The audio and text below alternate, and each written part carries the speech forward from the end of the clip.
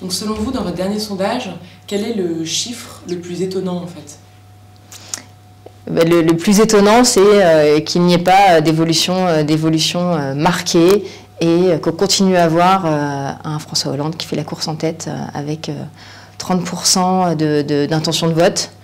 Et le deuxième chiffre toujours aussi étonnant, c'est que Nicolas Sarkozy continue à ne pas tout à fait percer à 26% d'intention de vote.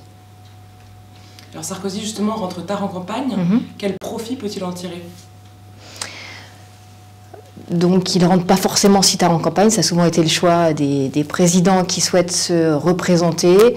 Ça peut être intéressant pour lui d'éviter de trop parler de son bilan et peut-être de faire macérer des commentaires sur son bilan qui peut être un petit peu négatif. Et ça lui permet de rentrer tout de suite sur des propositions, juste après que François Hollande ait présenté pas mal de propositions dans son programme. Ça lui permet de répondre tout de suite sur les propositions et d'être finalement sur un jeu davantage sur l'avenir que pour défendre son bilan. Donc ça peut être un avantage sur ce point. Deuxième avantage également, c'est que plus on se rapproche finalement de l'échéance électorale, plus on a les petits candidats qui se désistent. On l'a vu à Christine Boutin, Hervé Morin certainement. Et donc on a de plus en plus un rassemblement du camp de droite derrière le candidat Nicolas Sarkozy. Donc en rentrant tard dans la campagne, ça fait qu'on est vraiment soutenu par son camp. Et moins peut-être paralysé, pas paralysé. C'est pas grave, je cherche un autre terme, par d'autres candidats. Parasité, voilà, c'est ça. Et sinon, est-ce que en fait, les intentions de vote du FN sont gonflées par les instituts de sondage? Et si oui, pourquoi? Est-ce que par un espèce de calcul et un redressement, on gonflerait les résultats qu'on mesure? La réponse, c'est non. De la réalité.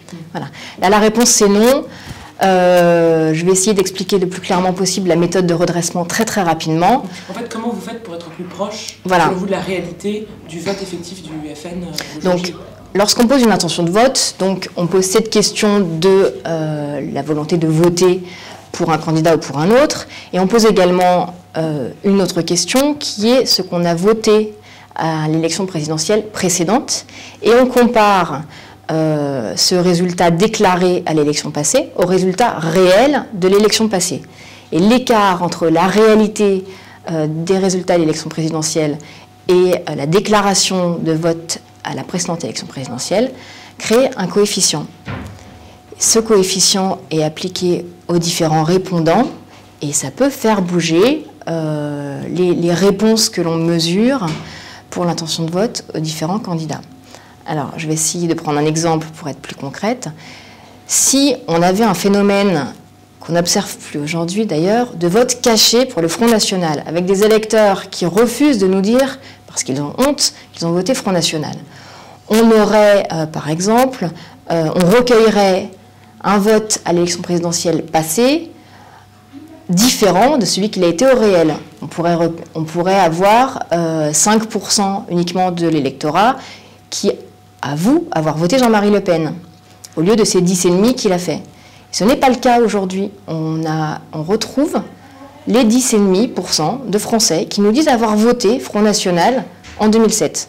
Donc on a une libération de la parole, on ne cache plus le vote Front National, ce qui fait donc par la méthode des coefficients que j'ai expliqué tout à l'heure, finalement, ce qu'on mesure en brut sur les intentions de vote Front National sont quasiment celles que l'on publie aujourd'hui dans la presse, puisque le coefficient joue très peu.